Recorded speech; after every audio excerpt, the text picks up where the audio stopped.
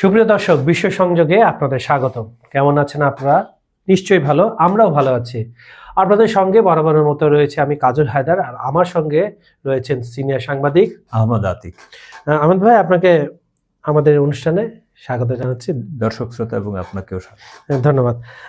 সুপ্রিয় দর্শক, আমাদের ভিডিওগুলো সম্পূর্ণ দেখে লাইক, কমেন্ট ও শেয়ার করবেন। আর পৃথিবীর কোন প্রান্ত থেকে এই অনুষ্ঠানটা আপনারা দেখছেন কমেন্টে লিখে জানাবেন প্লিজ, আমরা সেটা কমেন্ট সেকশনে পড়ব। আরেকটি কথা, বিশ্ব রাজনীতি যে কোনো সময় পরিবর্তন হচ্ছে, জিওপলিটিক্সের খেলাই হচ্ছে এটা। তাই নিজেকে আপডেট রাখুন, তথ্যের সঙ্গে তথ্য দেখুন, তথ্য শেয়ার করুন।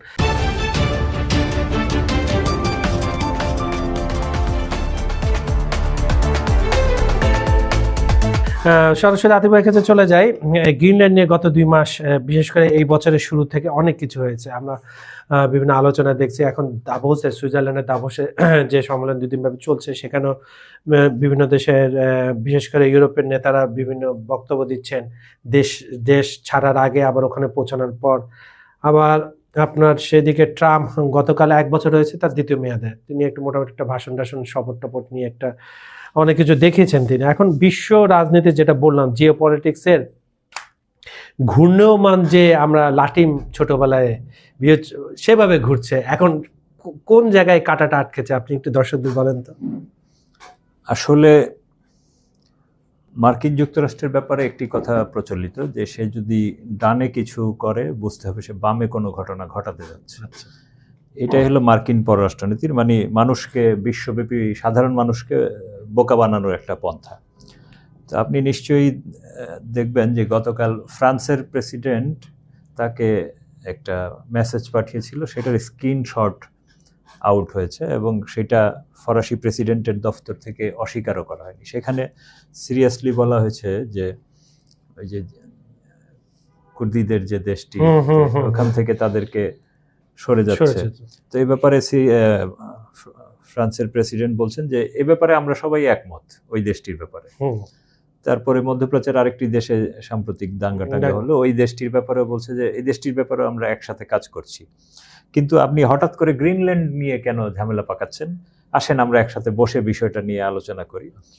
তো ট্রাম্প কিন্তু এই বিষয়গুলোকে খুব পাত্তা দিচ্ছে না, কিন্তু ইউরোপিয়ানদের পক্ষ থেকে ফ্রান্স একটু লিডিং নেওয়ার দেশে, এবং সে আরো প্রস্তাব দিয়েছে ফরাসি প্রেসিডেন্ট যে দাভোস সম্মেলনের পরে আসুন আমরা আলোচনায় বসি এবং প্রয়োজনে প্যারিসে আপনাকে আমি একটা ডিনার করাবো, এই ধরনের নানান। কিন্তু ট্রাম্প এগুলোকে একদম জাস্ট ডিনাই করে দিচ্ছে। এবং মূলত এর মাধ্যমে আপনি যেটা বলছেন যে নতুন ভূকৌশল, আসলে ভূখণ্ড পাওয়ার চেয়ে তার ভূকৌশলগত অবস্থানটা বেশি। সে ওইটা কিনে নেওয়ার প্রস্তাব দিয়েছে, ওইখানে গণভোটের প্রস্তাব দিয়েছে। এইগুলো আমি আরেক দেশে, ওই দেশ কি হবে না হবে এটাও তাদের সিদ্ধান্ত। বরাবরের মতো সে অন্য দেশে হস্তক্ষেপ করতে যাচ্ছে, এবং সে যে তার আগের যে গণতান্ত্রিক যে একটা রূপ ছিল মার্কিনীদের, যে সারা বিশ্বে তারা গণতন্ত্র দেখাতে চাইতো, ওইটা থেকে তারা বেরিয়ে যাচ্ছে। এখন তারা শক্তি প্রয়োগের কূটনীতির দিকে আগাচ্ছে, খোলস ছেড়ে বের হয়ে। হ্যাঁ, এবং যে ইউরোপ তার সবচেয়ে মিত্র এবং দীর্ঘদিনের মিত্র, ন্যাটোর মাধ্যমে মিত্র, এবং ন্যাটোর মূল দেশগুলোই হলো ইউরোপীয় ইউনিয়নের দেশগুলো, সেই তার মিত্রদের উপরেই সে এখন চেপে বসতে চাচ্ছে। এবং এটাই যে মধ্যপ্রাচ্যের ওই দেশটি যেখানে দাঙ্গা লেগেছিল, তার যে লিডার, উনিও 10 বছর আগে ট্রাম্প যে আগের বার যখন ক্ষমতায় এসেছিলেন তখনও বলেছিলেন যে তারা কিন্তু একসময় ইউরোপের উপর চেপে বসবে, তাদেরকে এর খেসারত দিতে হবে। এখন দেখা যাচ্ছে সেটা বাস্তব হচ্ছে। আবার একই সাথে রাশিয়া ও চীনকে মোকাবেলায় যে ফ্রন্ট লাইন, এটাও একটা কারণ। কিন্তু মূল কারণগুলো হলো সে আসলে যে মধ্যপ্রাচ্যে যে নতুন যুদ্ধ তৈরির প্লট তৈরি হতে যাচ্ছে, ওইখানে তাদের যে নিজেদের থার্ড ক্ষেপণাস্ত্র বা বিভিন্ন ধরনের ক্ষেপণাস্ত্র, এগুলো আসলে অস্ত্রের সংকটে পড়ে গেছে। এখন সে চাচ্ছে যে ন্যাটো কিন্তু মধ্যপ্রাচ্যের যুদ্ধে জড়াতে চাচ্ছে না, কারণ প্রত্যেকের নিজস্ব ইকোনমি, খুবই খারাপ বিষয়গুলো আছে, এবং বৈশ্বিক যে সিস্টেম, সেই সিস্টেম নষ্ট হয়ে যাবে। যার ফলে সে চাচ্ছে যে একদিকে ভূকৌশলগত চাপ রাশিয়া ও চীনের কথা বলে মূলত তাদেরকে তার কন্ট্রোলে, ফুল কন্ট্রোলে নিয়ে আসতে চাচ্ছে ন্যাটোকে, এবং আনার পর মানে আগামী সপ্তাহের দিকে হয়তো মধ্যপ্রাচ্যের যুদ্ধটা শুরু হতে পারে। টর্ডানের বিভিন্ন জায়গায় কিন্তু অস্ত্র, বিমান টিমান এগুলো সব মানে নিয়ে যাচ্ছে। তো এইটা একটা মৌলিক প্রবলেম হয়ে গেছে। এবং যে ভাষণ সে তার 1 বছর আগে ভাষণে যাওয়ার আগে আপনার এই প্রথম সেগমেন্টে আপনাকে আমি একটা কোশ্চেন করতে, সেটা হচ্ছে আপনার ম্যাক্রো বা ফ্রান্সের উপরে রেগে যাওয়া, এটা কি সেই মধ্যপ্রাচ্যের সে দেশটির পিস কমিটিতে যাবে না বলে ফ্রান্স এই রাগটা আরো বেশি বহিঃপ্রকাশ ঘটেছে? হ্যাঁ অবশ্যই, কারণ ওই যে আপনি টাকা দিয়ে নিচ্ছেন না, মূলত সে চাচ্ছে যে মানে আপনি যখন একটা কাজ করতে যাচ্ছেন, যে সে ধরেন কারো বিরুদ্ধে আপনি ক্ষিপ্ত হচ্ছেন, কিন্তু আপনি যদি একা তাকে ধরেন অন্যরা হয়তো বিষয়টাকে অন্যভাবে নেবে, কিন্তু আপনার সাথে যদি আরো কয়েকজন নিয়ে নিতে পারেন টেনে, তখন কিন্তু বিষয়টা একটু লিবারেল হয়ে আবার লিগালও হবে। হ্যাঁ, কিছুটা লিগাল ইস্যু দাঁড় করানো, যার ফলে ইউরোপ যেহেতু এই মুহূর্তে তাদের নিজেদেরই এখন অর্থনৈতিক অবস্থা খুব একটা ভালো না, আমরা যদিও বাইরে থেকে তাদের কিছু দেখি, কিন্তু বাস্তবে ভিতরের অবস্থা ভালো না। ব্রিটেনের অবস্থা, অর্থনৈতিক অবস্থা খুব খারাপ, জার্মানির অবস্থা খুব একটা, এবং জার্মান আপনি দেখবেন যে গ্রিনল্যান্ডে সৈন্য পাঠিয়েছিল নামকাস্তে 16-17 জন, সেটাকে আবার কিন্তু ফেরত নিয়ে গেছে। হ্যাঁ, কারণ ওই যে শুল্কের চাপ, তাদের ইকোনমি নিতে পারবে কতটুকু, তারা এই ঝামেলার মধ্যে জড়াতে চাচ্ছে না। 10%, পরে জুন থেকে সেটা 25%, এবং এই লোক তো পাগলা কিসিমের, যখন যা বলে সেটা হ্যাঁ ডিপ্লয় করে দেয়। আপনার এই কথায় আমার আরেকটা প্রশ্ন, আমি নিজেকে সংগ্রহ করতে পারছি না, লোভী হয়ে যাচ্ছি। প্রশ্নটা হচ্ছে, এই যে ইউরোপের ইকোনমি যে খারাপ, আমরা জানতাম যে ইউক্রেন যুদ্ধ শুরু হওয়ার আগে রাশিয়ার তেল এবং গ্যাসের উপর নির্ভর ছিল ইউরোপ, এবং যুদ্ধ হওয়ার পরও যেটা ইউরোপ নির্ধারণ করে দিল, নিষেধাজ্ঞা দিয়েছে অর্ধেক দামে বিক্রি করতে হবে। আপনি legal way, illegal way dark ফিল্ডের কথা বলছি। তো তেল গ্যাসটা কি মূল কারণ ইনক্লুড করতে পারেন? আপনি কিভাবে দেখছেন এটা, ইউরোপের এই যে ভগ্ন অর্থনীতি? এটা এই যে মার্কিন যুক্তরাষ্ট্র এখন ভেনিজুয়েলাকে দখল করে নিয়েছে, তো ভেনিজুয়েলার তেলটা কিন্তু পৃথিবীর প্রায় মেজর অংশ, রিজার্ভ সবচেয়ে বেশি। তো সেই রিজার্ভ, এবং ভেনিজুয়েলার তেলের মানও ভালো, এটাকে রিসাইকেল কম করতে হয় খুব সহজেই, যার ফলে এটা মার্কিনীদের এখন নতুন তেলের বাজার, সে যে তেলটা নিল এটা এখন বিক্রি করবে কাছ থেকে। একদিকে ইউরোপ আছে তার মূল ক্রেতা, চীন তো আর এখন ভেনিজুয়েলা থেকে নিবে না, যার ফলে রাশিয়ার উপর এটা চাপ পড়বে, রাশিয়া অর্থনৈতিকভাবে ক্ষতিগ্রস্ত হবে, কারণ রাশিয়ার জ্বালানি থেকে ইউরোপকে আস্তে আস্তে ঘুরিয়ে নেওয়া, এইটাও তেলের দামটা এখন ট্রাম্পের হাতে, সে সেভাবে নির্ধারণ করবে।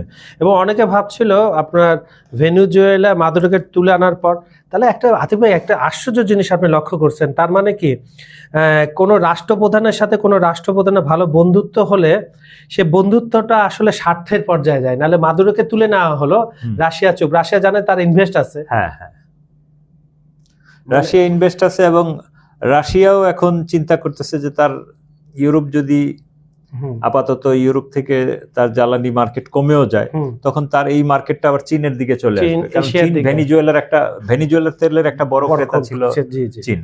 এবং আপনি সাম্প্রতিককালে দেখবেন কানাডাও কিন্তু চীনের সাথে আলাদা চুক্তি করে, এটা 2-1 দিনের মধ্যে হয়েছে, যার ফলে মানে কানাডাকেও যে ট্রাম্প প্রেসার দিয়েছিল যে তোমরা এখন আমাদের অঙ্গরাজ্য হিসেবে 51তম অঙ্গরাজ্য হিসেবে থাকবে। আর ইউরোপিয়ান আর আমেরিকান ক্যারেক্টার হলো ওরা শান্তিপূর্ণভাবে বিক্ষোভ মিছিল করে, এবং তাদের বিক্ষোভ মিছিলও কিন্তু সারা দেশে ছড়িয়ে পড়ে। তো আমাদের এখানে যেভাবে পুলিশ দমন করে, ওদের এখানে কিন্তু পুলিশ দিয়ে ওইভাবে দমন হয় না, কারণ ওদের জনগণের ক্ষোভটা ওইটা সরকার আমলে নেয়। হ্যাঁ, দ্রুত আমলে। তো ইউরোপ এবং মার্কিন যুক্তরাষ্ট্র সাম্প্রতিককালে বিভিন্ন দেশে সহ মার্কিন যুক্তরাষ্ট্রে যে বিক্ষোভ হয়েছে সরকার বিরোধী, ট্রাম্পের বিরুদ্ধেও কিন্তু বিক্ষোভ হচ্ছে, এগুলো করছে, কারণ এই যে বিশ্বব্যাপী যে অর্থনৈতিক টানাপোড়েন তৈরি হচ্ছে মার্কিন যুক্তরাষ্ট্রের কারণে, বা বিশেষ করে ট্রাম্পের নীতির কারণে, তো এর সবচেয়ে বড় এফেক্ট কিন্তু মার্কিন জনগণের উপর, তাদের দ্রব্যমূল্য বৃদ্ধি পাচ্ছে।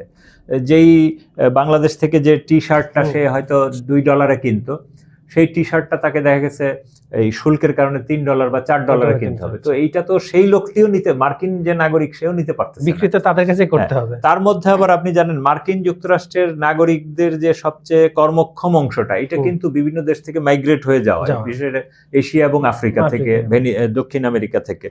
তো এদের উপর এখন আবার আইস দিয়ে ট্রাম্প এসে অভিবাসী নীতি, নতুন অভিযান শুরু করেছে, এবং আপনি কয়েক জায়গায় এই আইসের বিরুদ্ধে মানুষও বিক্ষোভ করছে। তো এইগুলা মার্কিন যুক্তরাষ্ট্রের নিজেকেই টালমাটাল করে ফেলছে।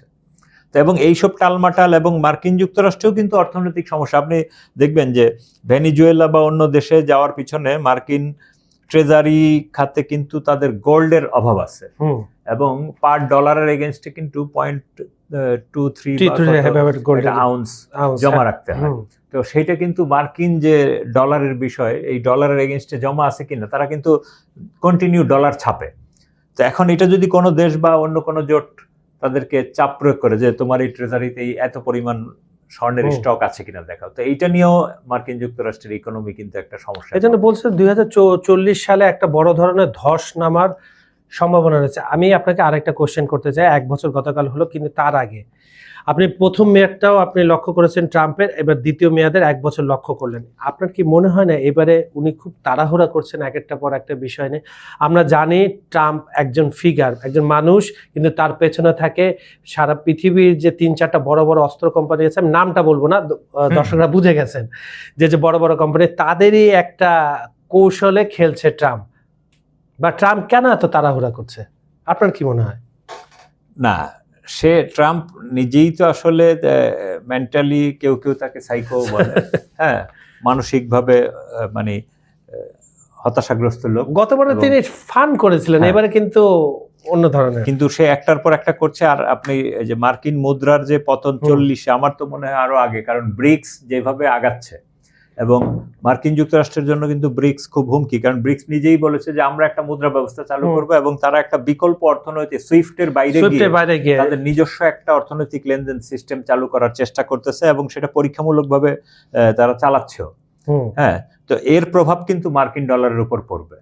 এবং আপনি দেখবেন যে মার্কিন যে স্যাংশন এবং এগুলো থেকে যদি এশিয়ান বা বিভিন্ন দেশগুলো যদি বের হয়ে আসতে পারে, তাহলে কিন্তু মার্কিন অর্থনীতির এটা বিরাট ক্ষতি হবে। এবং ব্রিক্স কিন্তু সেই চেষ্টাই চালিয়ে যাচ্ছে। আর আপনার বিশেষ করে ইউক্রেন যুদ্ধটা লাগার পর থেকে রাশিয়া, চীন, ভারত তাদের নিজস্ব মুদ্রায় কিন্তু ব্যবসাটা করছে, তুরস্কের সাথেও করছে, ইরানের সাথেও করছে, আফ্রিকার সাথেও করছে।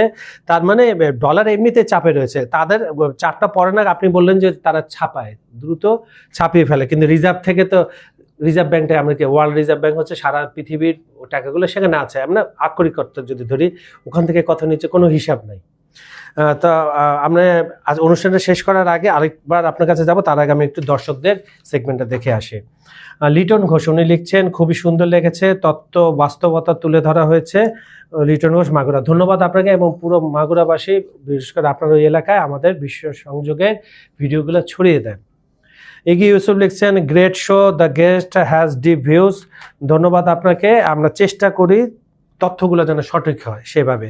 হয়তোবা আমাদের কথা বলার ছল একটু আড্ডার মতো হয়ে যায়, আপনাদের সুবিধার্থে যেন আপনারা বুঝতে পারেন। বিনয় সাহা লিখছেন, আর্টিকেল 5 তখনই কাজে লাগবে যখন বাইরের কোনো দেশ আক্রমণ করবে, ন্যাটোর ভেতরে কোনো দেশ অন্য দেশকে আক্রমণ করলে তা প্রযোজ্য হবে না। এটা একটু সংক্ষেপে বলেন তো 30 সেকেন্ডে, আসলে কি? না, ন্যাটোর ভিতরে যেমন গতকাল আমরা দেখেছি যে ন্যাটোর যে শীর্ষস্থানীয় দেশগুলো এবং ন্যাটোর কমান্ডের মধ্যেও মিটিং হয়েছে, যেই খবর সংবাদপত্রে এসেছে, যে তারা এটাকে ন্যাটোর ইতিহাসে সবচেয়ে বড় সংকটময় অধ্যায় পার করছে, 80 বছর, এবং তারা আশা করছে যে আসলে মার্কিন যুক্তরাষ্ট্র এই ধরনের কিছু ন্যাটোর দেশগুলোর সাথে কোনো সংঘাতে জড়াবে না। যেমন আবার একদিকে ট্রাম্প বলে হচ্ছে যে আমি সেনা ওইখানে ডিপ্লয় করব, বিমানে করে সেনা পাঠাবো।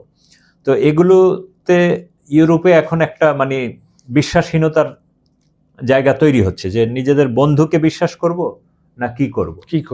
তো ন্যাটো কিন্তু একদিকে ভাঙনের মুখেও বটে। যদি মার্কিন যুক্তরাষ্ট্রের পক্ষ থেকে ছোট কোনো ঘটনা ঘটলেই ন্যাটোর মধ্যে ভাঙন তৈরি হবে, এবং যে কোনো সময় যে কোনো কিছু ঘটতে পারে। তবে ইউরোপের নেতাদের অনেকেরই বক্তব্য যে আসলে মার্কিন যুক্তরাষ্ট্র ন্যাটোর পুরো কর্তৃত্ব এবং নিয়ন্ত্রণ তার হাতে নিয়ে নিতে চাচ্ছে এইসব ঘটনাবলীর মাধ্যমে। আগে সামরিক দিক থেকে ছিল, এখন পুরোটাই। এবং ন্যাটো যদি ভাঙে, পূর্ব ইউরোপ কিন্তু চলে যাবে রাশিয়ার কাছে, হ্যাঁ একদম। আর পশ্চিমে আপনি ইউরোপ এবং আমেরিকার কাছে ভাগাভাগি করে থাকবে। দেখবো আমরা ভবিষ্যতে কি হয়। মিহির চক্রবর্তী উনি লিখেছেন, আমাদের অনুষ্ঠান ভালো লাগে, ধন্যবাদ আপনাকে, আরো বেশি বেশি করে দেখবে। এমডি দেলোয়ার লিখছেন, মানুষকে ভালোবাসা তাহলে পলিটিক্স, মানুষকে ভালোবাসার জন্য আসলে রাজনীতি আসলে অনেক আগেই বন্ধ হয়ে গেছে। আচ্ছা, বিনয় শাহ লিখছেন, রাশিয়া পাওয়ার আছে বলে মনে করি রাশিয়াকে অনেক ধরে খেলতে হচ্ছে, এটাই সমস্যা। রাশিয়া গুড ইমেজ নষ্ট করতে চায় না। রাশিয়া আশেপাশে শত্রু আছে, সেগুলো বদলাবে। আমেরিকার আশেপাশে শত্রু নেই, কিন্তু আমেরিকা একাই হবে। ধন্যবাদ আপনাকে। আজকের অনুষ্ঠানটা শেষ করার আগে আপনি সংক্ষেপে বলবেন, 1 বছর পূর্তি হলো গতকাল, আপনি সামনের দিনগুলোতে খারাপ এবং ভালো দুইটা সম্ভাবনাই বলেন ছোট্ট করে। খারাপ এবং ভালো বলতে যেটা বোঝায় আর কি, যে মার্কিন নেতৃত্বের আসলে মানসিক স্থিতি ও বৈশ্বিক নিরাপত্তা এই তিনটি বিষয়কে একসঙ্গে প্রশ্নের মুখে ফেলে দেওয়া হয়েছে। আর ট্রাম্পের কথার চেয়ে ওই যে কথা বলার ধরনটাকেই মানুষ বিপজ্জনক মনে করছে।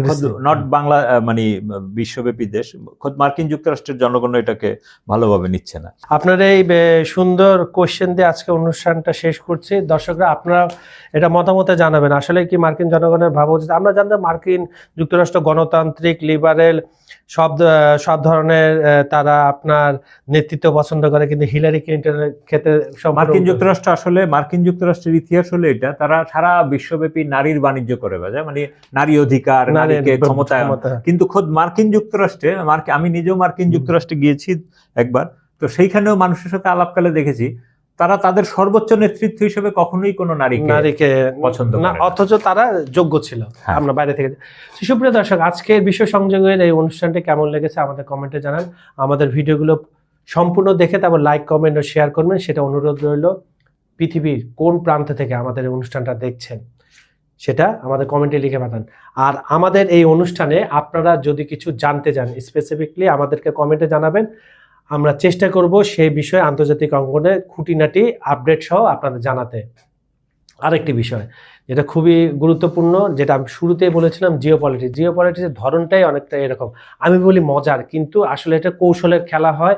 জিওপলিটিক্সে একটা কথা বলা হয়, কেউ কারো বন্ধু নয়, কেউ কারো শত্রু নয়, সবাই যার যার স্বার্থের জন্য এটাকে ব্যবহার করে যে যার মতো করে।